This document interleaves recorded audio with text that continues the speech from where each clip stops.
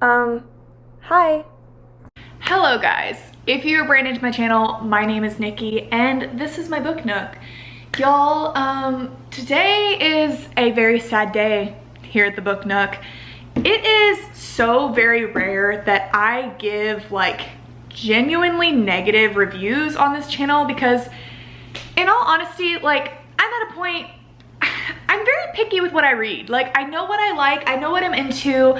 I can tell from like skimming through a description if it's a book I'm gonna want to read or not. Like certain tropes, certain things, I know if they're for me or if they aren't. It takes a lot of convincing for me to read a book that I'm not genuinely interested in. And then if I start to read it and I don't like it, I just don't finish it. Like, I don't have the time. There's so many like amazing books in the world to be read. I'm not gonna like sit here and like force myself through a book that I'm not vibing with, you know? Like, there's just really not any time. I used to be a super perfectionist and like made myself finish everything, but that's miserable. That's how you get in a reading slump, and we don't have time for that here. But this book, I was so determined to love it because the last book that I read by this author and the only other book written by this author, I adored. I loved it with everything in me. I gave it a 5-star. It rocked my world. It made me question my life. So I was like, I absolutely must read her other book, her first book, her debut novel, before the summer is up. I was so excited. And I didn't like it at all. I literally gave this book 1.5 stars. It was Beach Read by Emily Henry, y'all. I'm so confused. I'm so confused. The hype on this book, I don't understand why it is so talked about. I don't understand why it's like such a bestseller, such a like advertised summer read, like so famous on Book Talk and stuff. Like, People We Meet on Vacation was so good. The characters in it I connected to, I rooted for. It was like mildly slow in the beginning while we were figuring everything out, but by the end of it, I was just like clutching the book to my chest. I loved it. The plot, like the back and the forth, it kept me on the edge of my seat. I couldn't put it down. I literally read it in like a day out by the pool. I couldn't stop. This book, on the other hand, it took me like 8 days to read this. I wanted to stop so many times. Like, I think 15 different times I was like, screw it, I'm not gonna finish it. I just was so bored the entire time. I struggled with the plot, I struggled with the purpose, I struggled to care, but I forced myself. I was like, People We Meet on Vacation, which this was her first book, People We Meet on Vacation was her second book. I was like, surely by the end of this, like my mind is gonna be blown, like something's gonna happen, there's gonna be a twist that I'm gonna love it and it's gonna be great. No, I didn't. I thought it was so boring. And you might be like, what happened? Like, you're so heated over this, like something had to have happened to make you so angry. And that's the thing, like genuinely, like nothing happened. And that's why I'm so angry. This is not a short book. It's not a long book, but it's not a short book. And I just felt like I completely wasted my time. So I'm not really gonna try to like avoid spoilers in this review because honestly, I'm not recommending this book.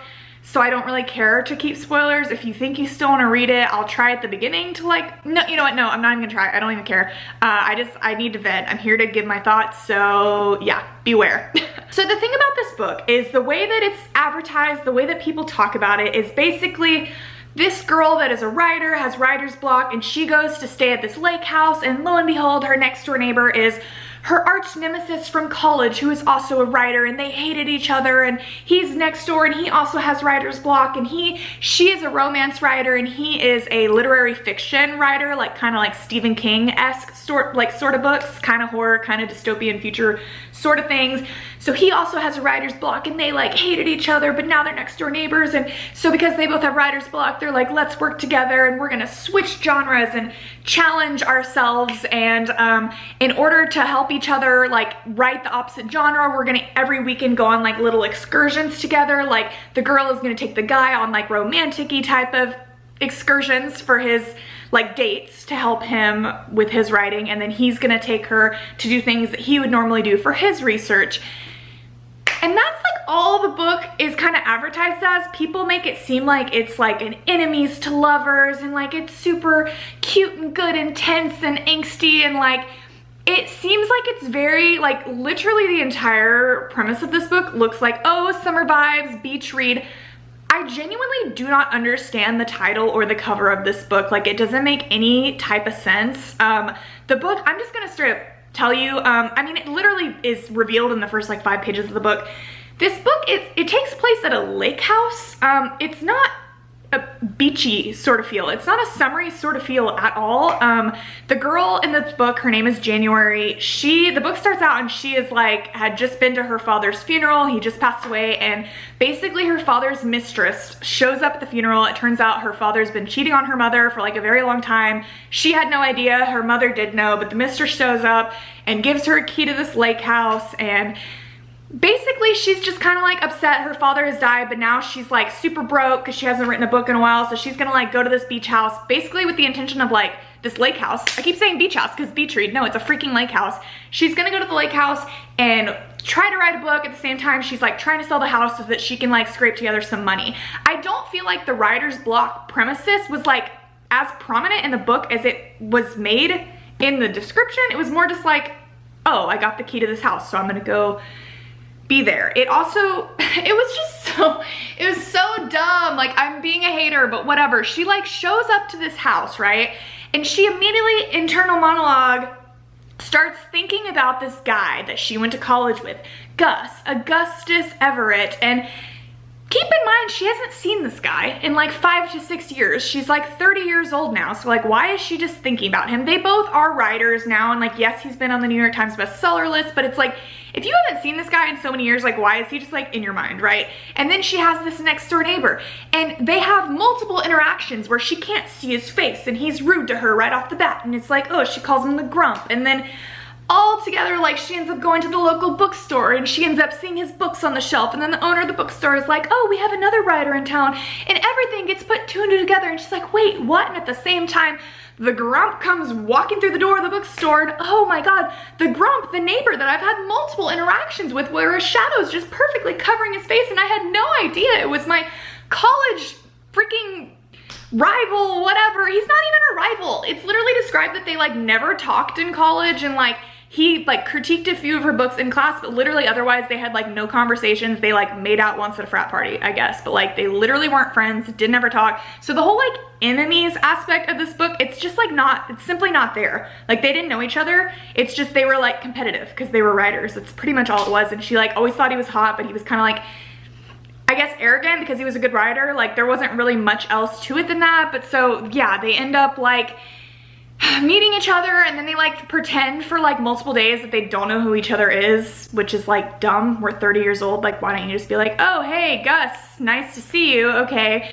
And then so the deal is made when he's like driving her home from a party one night, and like at this point I'm still like a little bit invested because I'm like, okay, like I found the guy right off the bat. To me, his only like personality trait was that he wore wrinkly clothes and had like permanent bedhead, which I think is supposed to be attractive, but like no, I don't understand. He was somehow at the exact same time extremely bland while also being like an annoying, arrogant, pretentious prick. Like, I don't know how, but I felt both ways about him. Obviously he grew on me a little bit throughout, but anyways, they make this deal, right? And so she's gonna take him on little romantic dates and stuff. So they go on a couple dates. I literally couldn't even tell you, like, they went to a carnival, they went to this like dance hall thing. One of them, they went to a drive-in movie, and that scene, that chapter was the best part of this entire book. That gave a half of, honestly, probably the full star to the book. I loved that scene. I love that chapter, but it was fairly early on in it, and it never got better. It was a little spicy, it was a little tense, it was a little like, ooh, fun, but it never, past that, it never got better. But the part of me that like really just didn't understand this book was his excursions. His whole thing was that he was in this town, which it turns out he's not even at this beach house, like this lake house, to be there for vacation. Like, he's been living there for 5 years. So the whole premise right off the bat is like not true, false advertising. But he is in this town to research this cult that used to be in this town. It was like a religious cult. It was super crazy. It ended up ending because they all like, the cult home got caught on fire or whatever, and everybody like died in this fire.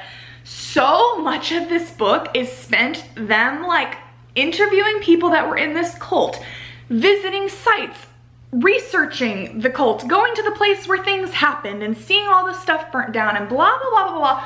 I spent so many freaking pages learning about this freaking cult that like, it doesn't matter. Probably like 50 pages of this book was like learning about horrific stuff that happened at this cult. And like, I'm here for dark, horrific stuff, do not get me wrong, but a romance book is like not the time or place. I didn't care. It didn't add anything to the plot. Nothing whatsoever. Like, why are we sitting here learning about this cult for all these pages? Like, it added nothing to the story. And like, it just, so much of the story was that. I just struggled to find the plot, and I'm not a person that cares that much about the plot. Like, if the characters in a story are really good, like, I don't mind if it's a little all over the place, but just the entire premise of the freaking book was like, they have writer's block, they're gonna help each other write books in the opposite genre.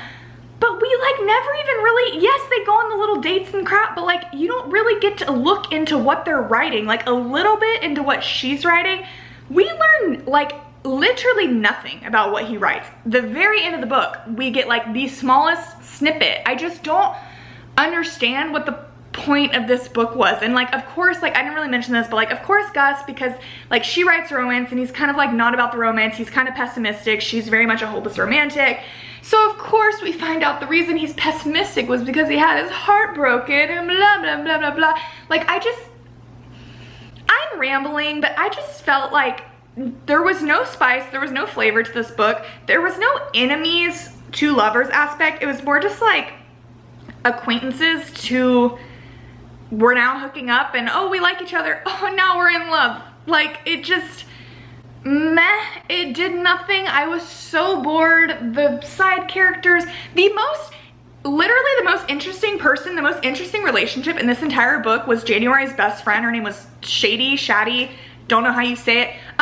They spent like so much of this book like texting each other back and forth, and like they had some funny moments that made me laugh. But again, I was just like, what's the point? But I'm not gonna shade Shady. She was the best part of this book, in all honesty. But I don't know, it's like the whole time too, this whole thing's going on where it's like, oh, her dad died and she's questioning her life because her dad was cheating on her mom this whole time. And like, her mom had cancer twice but overcame it, and her mom is fine now, but her and her mom haven't really talked because her mom doesn't want to talk about the fact that her dad had been cheating on her for all these years and she never told January about it. And all this stuff, and of course, like at the end, the mistress like shows up at her house and is like, please, you don't know everything, let me explain, blah, blah, blah. And like, lo and behold, there's like this safe in the house where the dad has been writing January like letters on her birthday every year for her whole life. And like, literally nothing comes out of it. She reads the letters and it's pretty much just like, I love you, January. Oh, also, I'm a piece of shit and I cheated on your mom. And I was gonna leave her, but then she got cancer, so I stayed with her. But I still love this other woman, but I love you. Hope you can forgive me. Okay, bye. Like, there was literally nothing to it. I thought there was gonna be some big epiphany, some big reveal, like something that was gonna make me like change my mind and like forgive the father or something, but there was nothing. And then Jeremy and her end up, Jeremy, literally, who's Jeremy? And then Gus and her like end up together and whatever, he learns to love again and they both sell their books and like that's it, and that there's no point to the story, basically, in conclusion. They went to the beach, maybe like one page out of this entire book. I'm again confused as to why it's called beach read. It was so boring. I didn't like it. I gave it 1.5 stars. And I might be being a little harsh. There should be more reasons that I genuinely like hate a book, I suppose, to be so angry about it. I think it's just such a letdown after reading this book. I'm not even gonna, like, I'm putting this straight in the donate pile. Maybe I'm being dramatic, like, you guys let me know. I found it to lack so much flavor. I found it to be so boring. I found it to be such a waste of my time, and genuinely, like, it almost put me in a reading slump again. Like, I made myself finish it last night because I didn't want to stare at this book on my bedside table another night. Anyways, thank you guys so much for watching. This video was a little different. I feel like normally all I do is rave about books I love, and this time I let you know I don't love everything. So I'm gonna definitely take a break from romance after this because it literally just put a bad taste in my mouth about it, and I'm just like, bleh, boring. I need some fantasy, I need some adventure, I don't know. If you guys read Beach Read, please give me your thoughts down below. Feel free to disagree with me, feel free to call me crazy. But yeah, that is it for me today. Thank you guys so much for watching, and I will see y'all later with hopefully a more positive video. Okay, bye.